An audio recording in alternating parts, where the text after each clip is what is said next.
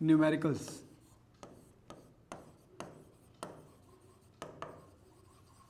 किसके? GST chapter के। Full form क्या है जीएसटी की?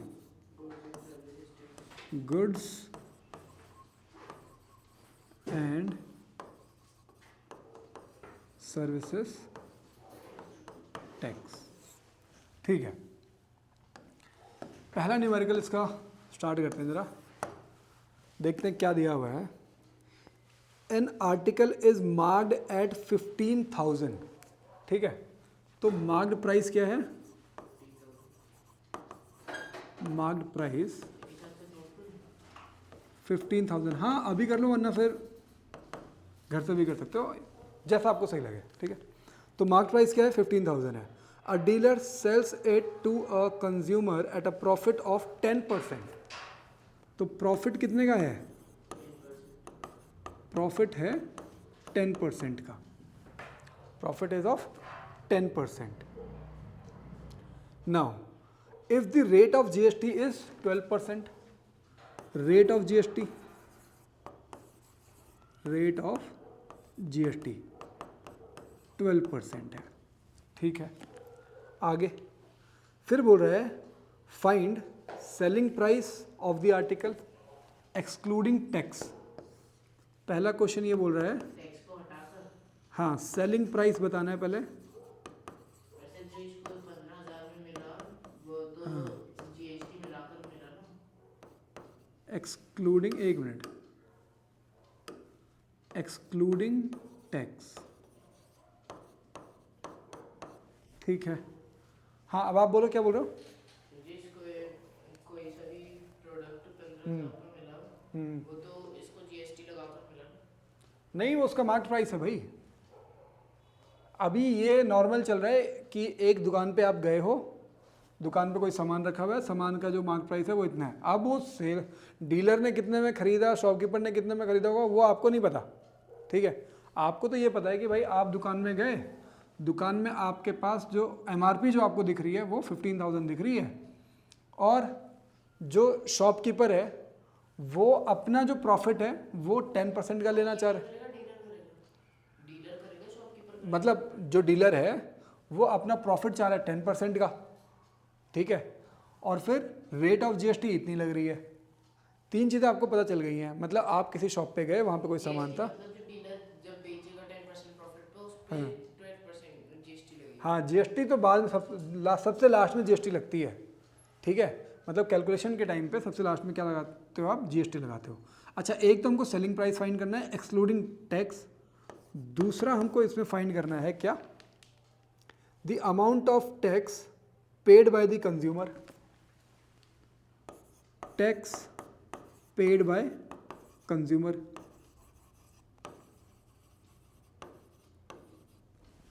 ठीक है, और फिर उसके बाद है total amount paid by the consumer. Total amount, ये सबसे सिंपल क्वेश्चन है। Total amount paid by consumer. ये पता कौन सा टैक्स है? वो जो हमने सबसे स्टार्टिंग में नहीं पढ़ा था कि जीएसटी में क्या क्या फ़ायदे हुए उसके, तो उसमें एक पॉइंट नहीं आया था कि कंज्यूमर के ऊपर से टैक्स बर्डन रिड्यूस हो गया है। तो जब न्यूमेरिकल कर रहे हो तो पता चल रहा है कि टैक्स कौन पे कर रहा है? कंज्यूमर ही पे कर रहा है।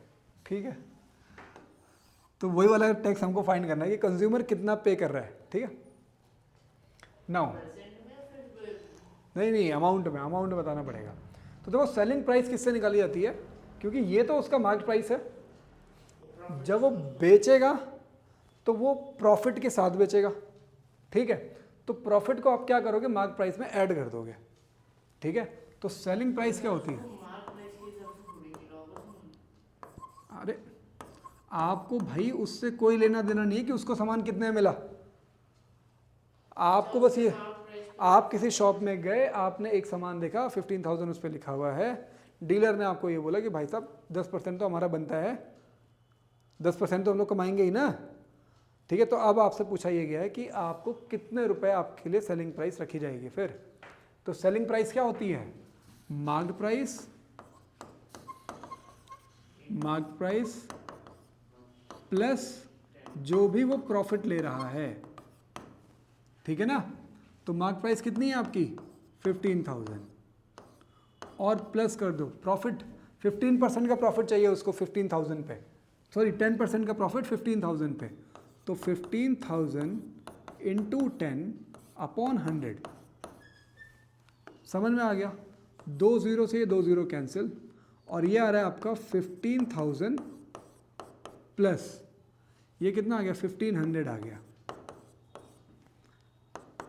तो ये 00 फिर 5 फिर 6 फिर 1, तो ये प्राइस पड़ रहा है 16,500 पड़ रहा है विदाउट जीएसटी।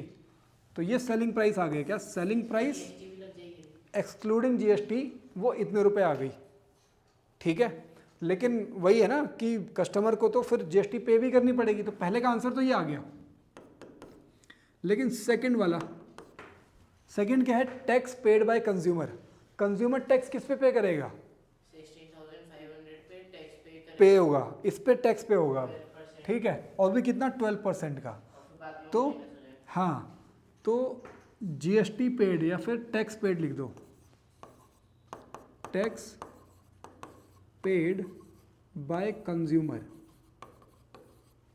कितना आ जाएगा 16,500 इंटू 12 डिवाइडेड बाय 100, 00 से 00 कैंसिल, 12 5 ज़ा 60, 6 कैरी, 12 6 ज़ा 72, 72 एंड 6 78, 7 कैरी, 12 1 ज़ा 12 एंड 7 19।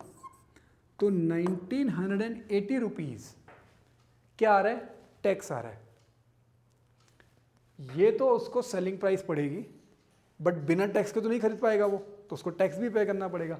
तो इतने रुपए तो उसको टैक्स पे करना पड़ेगा, ठीक है। अब बात ये आती है कि टोटल उसको कितना पे करना पड़ेगा, तो टोटल पेड अमाउंट, तो थर्ड पॉइंट आ गया, वो तो 60,500 प्लस 1,900। हाँ, टोटल अमाउंट टू पे कितना आ जाएगा 16,500 प्लस 1,980। तो 0 8 14 4 1 कैरी 7 एंड 1 8, और यहाँ पे आ जाएगा 1, 18,480। मतलब कोई ऐसा चीज़ जिसका मार्क प्राइस 15,000 था, उसको जीएसटी या प्रॉफिट के बाद, प्रॉफिट और जीएसटी के बाद 18,480, इतने रुपीस पे करने पड़ रहे हैं एक कंज्यूमर को। समझ में आ गया यहाँ तक, आगे बढ़े फिर। ये पहला क्वेश्चन अभी समझ में आ गया, अभी क्वेश्चंस हो जाएंगे बराबर आराम से, ठीक है। नेक्स्ट क्वेश्चन पे ज़रा बढ़ते हैं, सेकंड क्वेश्चन देखते हैं क्या है थोड़ा और। अब इसका ज़रा थर्ड वाला क्वेश्चन कर रहा हूँ मैं। Mr Bedi visits the market and buys the following article, medicine costing rupees. तो medicine, cost of medicine, cost of medicine कितने रुपीज़ है 950, 950 इतने रुपीज़ की है। अच्छा, आगे जीएसटी भी लिख रखी है एट द रेट 5% की जीएसटी है, ठीक है। Next, pair of shoes costing, तो कॉस्ट ऑफ शूज है, ये बाइंग प्राइस है ना, बाइस तो मतलब कॉस्ट प्राइस है ये, हाँ ठीक है, सीपी है ये, ठीक है। तो यहाँ पे आ गया रुपीज़ 3,000 के तो उन्होंने जूते खरीद लिए, ठीक है, जिसमें उनको जो जीएसटी लगी है वो 18% की जीएसटी लगी है, ठीक है। लैपटॉप बैग कॉस्टिंग, तो laptop bag cost of laptop bag, laptop bag की जो कॉस्ट है वो है 1,000 विद डिस्काउंट ऑफ 30%, रुपीज़ 1,000, और डिस्काउंट कितने का है, डिस्काउंट कितना दे रखा है 30%, और जीएसटी कितना दे रखा है 18%, एट द रेट 18%, ठीक है। अब calculate the total amount of GST paid. तो पहला है टोटल जीएसटी पेड, ये कैलकुलेट करना है, टोटल जीएसटी पेड, पहला क्वेश्चन ये है। सेकंड क्वेश्चन ये है कि total bill amount including GST, total bill amount,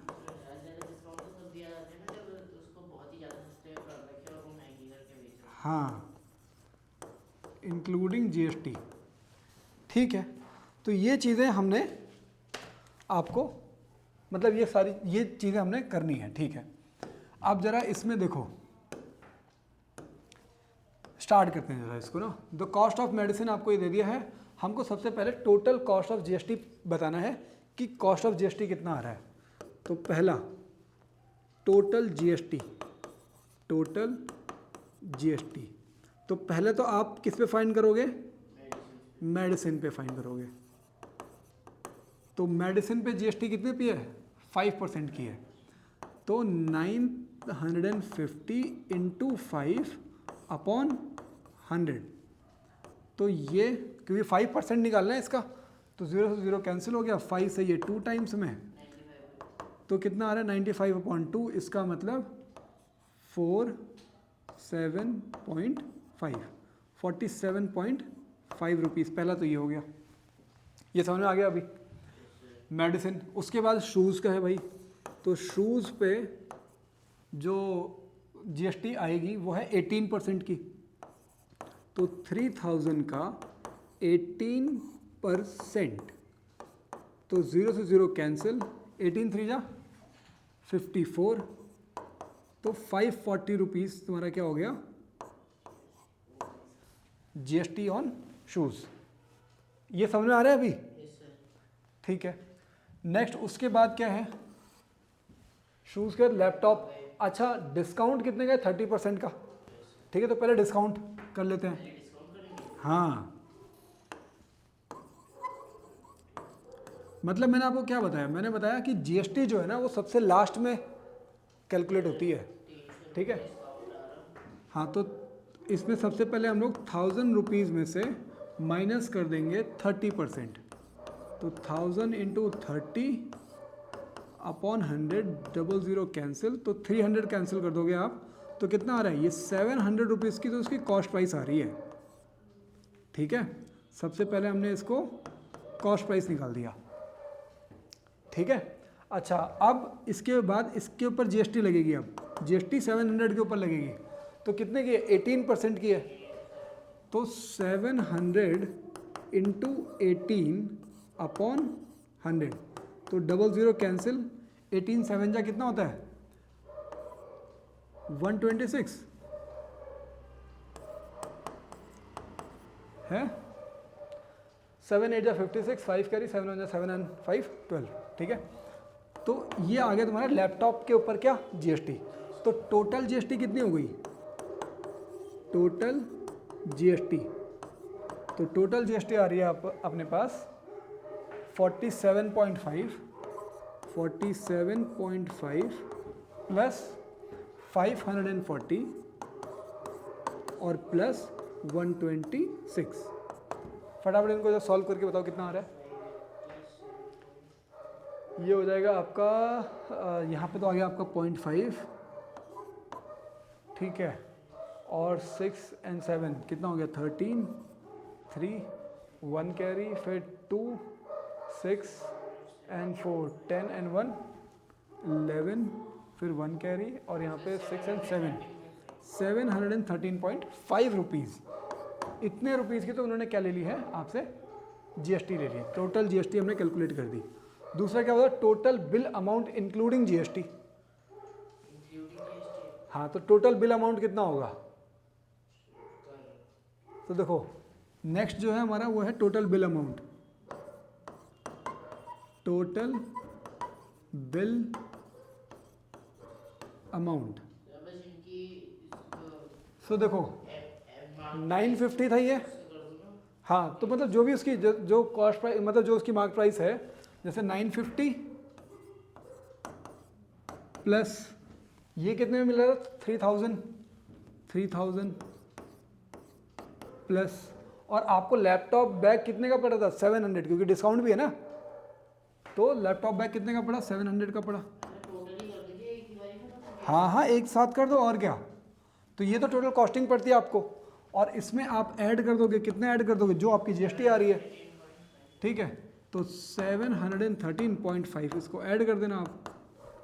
तो बस, तो ये 3700 ये हो गया, और उसमें 900 ऐड करोगे तो 4650। तो 4650 प्लस 713.5 0.53 और ये हो जाएगा तुम्हारा 3 और ये हो जाएगा 5, 5663। समझ में आ गया? अभी इतना है आपका टोटल बिल अमाउंट।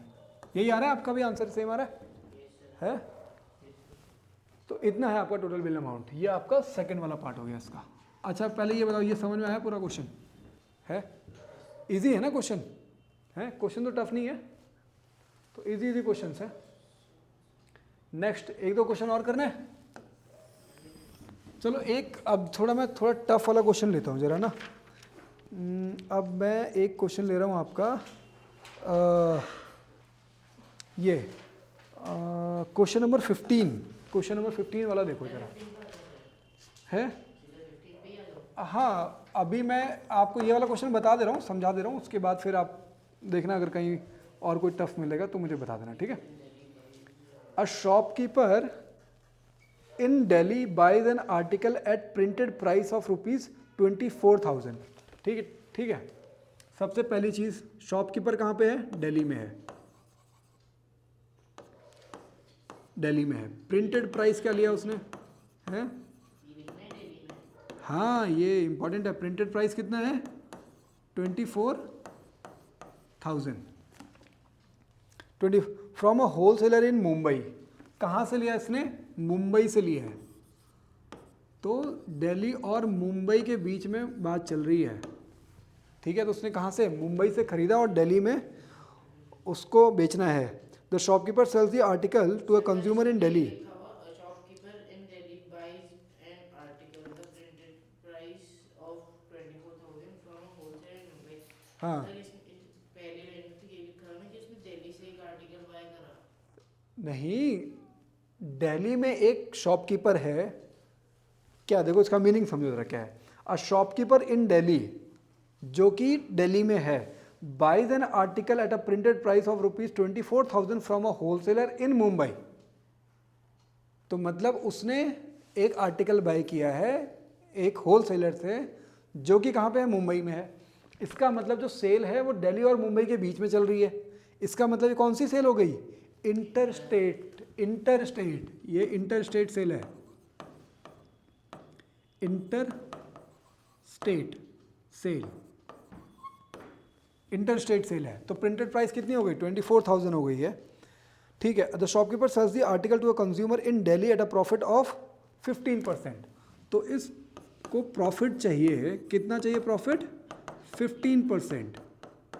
15% का प्रॉफिट चाहिए। उसके बाद on the basic cost price if the rate of GST is 12%। तो जीएसटी जो है वो है आपका 12%, ठीक है? फाइंड द इंटरस्टेट में दोनों पे जाएगी ना?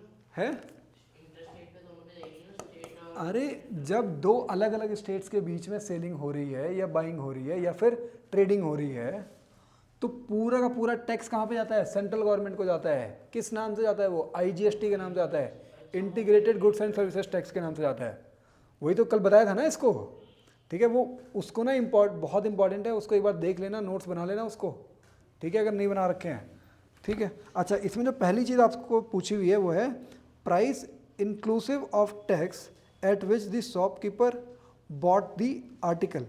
भाई साहब, पहली चीज़ तो आपको ये बतानी है, price at which shopkeeper brought the article. Shopkeeper नहीं, ब्रॉट आर्टिकल। वो तो उसका प्रिंटेड प्राइस था, जीएसटी तो उसको ही पे करना पड़ा होगा, शॉपकीपर को भी। हाँ अभी देखते हैं ना उसको, पहले देख लेते हैं क्या क्या चीज़ हमको फाइंड करनी है, ठीक है। हाँ, the amount which the consumer page for the article. 24,000 पे 12% जीएसटी पे करनी पड़ेगी। हाँ और वो अपने पास से जो प्रॉफिट लगाएगा उस पे वो कंज्यूमर को 12% जीएसटी पे करनी पड़ेगी। हाँ, पेड बाय कंज्यूमर, ठीक है, for the article. The amount of tax received by state government of Delhi. अब ये बोल रहा है कि अमाउंट ऑफ टैक्स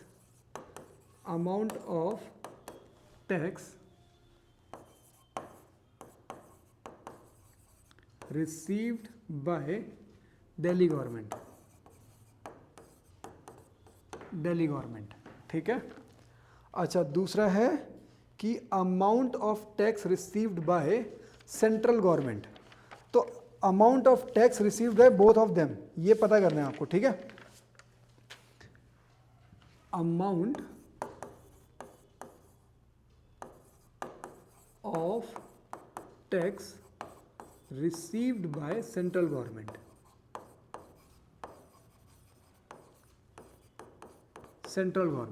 अब आप मुझे ये बताओ, देखो सबसे पहली जो चीज़ है, price at which shopkeeper brought the article. Shopkeeper ने जो वो सामान खरीदा वो कितने रुपए पे खरीदा है, ठीक है। तो देखो प्रिंटेड प्राइस कितना था, 24,000 था, उसको उस पर क्या देना पड़ा होगा, जीएसटी देना पड़ा होगा 12% का, ठीक है। तो प्राइस फॉर शॉपकीपर लिख देता हूँ मैं, पहला जो है प्राइस फॉर शॉपकीपर, प्राइस या फिर पेड बाय शॉपकीपर, शॉपकीपर ने कितना प्राइस पे किया है, 26,680। हाँ कितना आ जाएगा 24,000, इसमें आपको प्लस करना है क्या चीज़, जीएसटी, कितना 12% की, तो 24,000 इंटू 12 अपॉन 100 रखना। तो इसको सॉल्व करो ज़रा, ये हो गया आपको, अच्छा कर लिया आपने, कितना आ रहा है आंसर, 12 4 जा 48 और 12 2 जा 24, 24 एंड 4,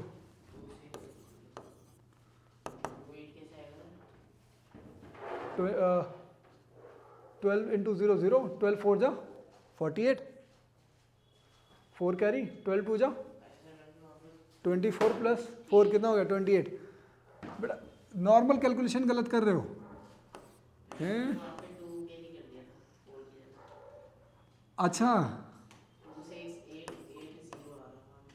आंसर यही है कि कुछ और है, यही है ना 26,880, चलो ठीक है। देख लेना कहीं पे अगर कुछ, अच्छा अगर कहीं पे कुछ गलत मिलता है ना, ठीक है, मतलब अगर कुछ कहीं पे अगर ऐसे कहीं मिस्टेक हो जाती है तो मुझे अपडेट कर देना, अगर आप वीडियोज़ में देखते हो ना कुछ ऐसी मिस्टेक हो रखी है तो मुझे अपडेट कर देना, सो दैट कि मैं उसको एडिट कर दूंगा वहाँ पे,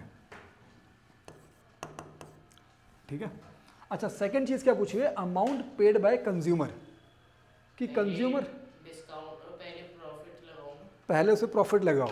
तो मार्क प्राइस अगर ये है तो हम लोग फाइंड कर रहे हैं अभी अमाउंट पेड बाय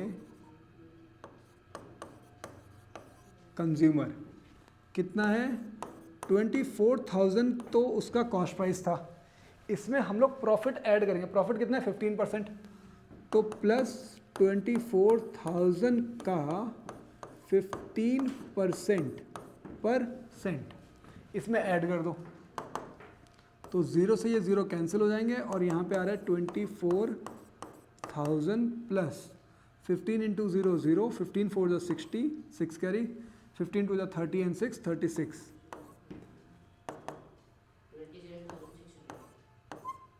27,600, ये तो प्रॉफिट के बाद आ रहा है।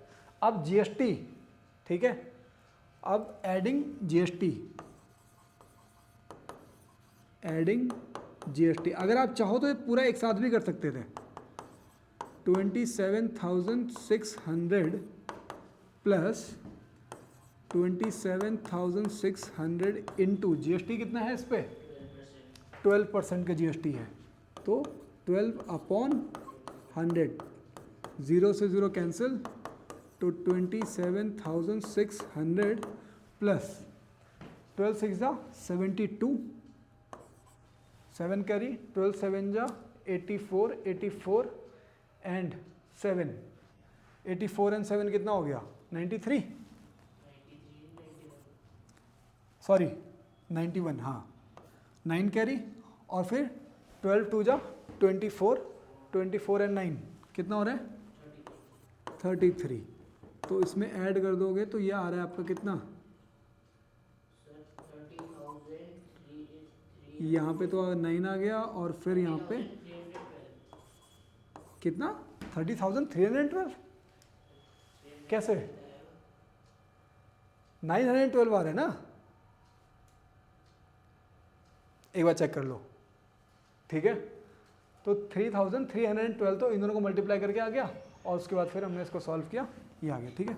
तो टोटल अमाउंट जो उसको कंज्यूमर को पे करना है यही है ना, हाँ, तो जो टोटल अमाउंट पे करना है वो इतना अमाउंट पे करना है। अच्छा लास्ट क्या बचा है, अब बचा है क्या, देखो हुआ क्या, इस चीज़ को अगर हम लोग समझें कि यहाँ पे अभी तक हो क्या गया है, अभी तक जो भी वो शॉपकीपर है उस शॉपकीपर ने इतने रुपए टोटल GST के लिए उसने कलेक्ट कर लिए हैं, ठीक है। शॉपकीपर से मतलब शॉपकीपर ने जो कंज्यूमर से जो एज अ GST कलेक्ट किया वो 3,312 रुपीज़ उसने एज अ GST कलेक्ट किया हुआ है, ठीक है। अच्छा उसने एज अ GST जो पे कर दिया है वो 2,880 रुपीज़ पे कर दिया है, मतलब कि ये इसने क्या किया है, ये हो गया इसका इनपुट GST, ये हो गया इसका आउटपुट GST। अब मैं पूछ रहे हैं, अब इसमें जो क्वेश्चन ये है कि भाई जो उसने अभी जो GST कलेक्ट किया ये उसी के पास है ना, अभी कंज्यूमर से लेकर के उसने अपने पास रखे हैं, तो मतलब इसका कुछ पोर्शन तो ये अभी एज अ GST पे करेगा जो भी इसकी टैक्स लायबिलिटी बनती है। अच्छा अब आप एक चीज़ सोचो कि अगर ये 3,312 में से अगर ये दोनों में डिवाइड कर दे स्टेट गवर्नमेंट और सेंट्रल गवर्नमेंट को, तो कितना कितना जाएगा, हाफ हाफ जाता है, ठीक है। तो 3,312 अगर आप इसको डिवाइड बाय 2 करते हो तो आपका आंसर आता है 1, फिर यहाँ पे आ जाएगा आपका 6, फिर आ जाएगा 5, फिर आ जाएगा 6, यही आ रहा है 1656। तो मतलब जितनी GST उसने कलेक्ट की है सिर्फ उसके अकॉर्डिंग इतना अमाउंट जाना चाहिए था सेंट्रल गवर्नमेंट को और इतना जाना चाहिए था स्टेट गवर्नमेंट को। 1656 must be goes to state government अगर उसने GSTs कलेक्ट कर ली हैं तब, ठीक है। अब आप मुझे ये बताओ कि उससे मतलब ये जो कलेक्ट किया इससे पहले उसने सेंट्रल गवर्नमेंट को पहले से कितनी GST दे रखी है, 2,880 रुपीज़ उसने पहले ही सेंट्रल गवर्नमेंट को दे दिया है।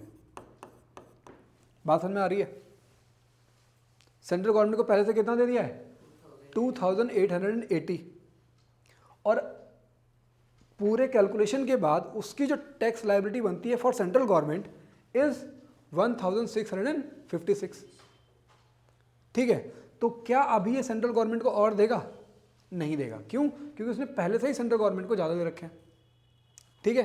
तो इसका मतलब इस प्रोसेस के बाद, क्योंकि पहले उसमें तो उसने 2,800 सेंट्रल गवर्नमेंट को दे दिए हैं, ठीक है।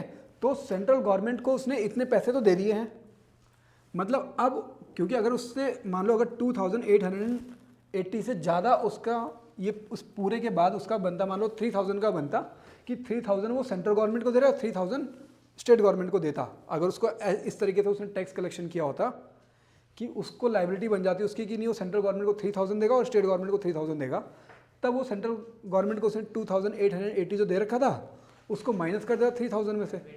बट यहाँ पे क्या है कि अभी जो उसकी tax liability for central government बन रही है वो कम हो रही है और उसने जो सेंट्रल गवर्नमेंट को पहले से दे चुका है वो ज़्यादा दे चुका है। इसका मतलब कि अब वो सेंट्रल गवर्नमेंट को और पैसे नहीं देगा।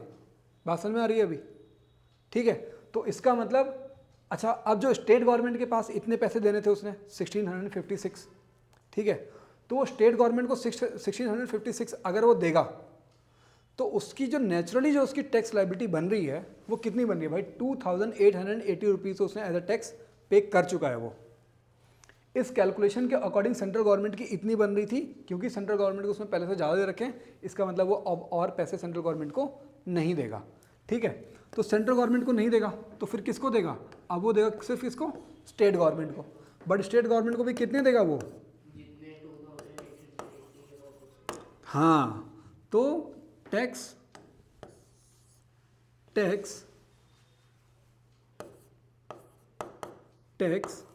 टू दिल्ली गवर्नमेंट, मतलब जो उसकी स्टेट गवर्नमेंट है उसको कितना देगा वो, तो उसकी जो टैक्स लाइबिलिटी बन रही है कितना, 3312 में से आप 2880 को माइनस कर दोगे तो कितना आ रहा है,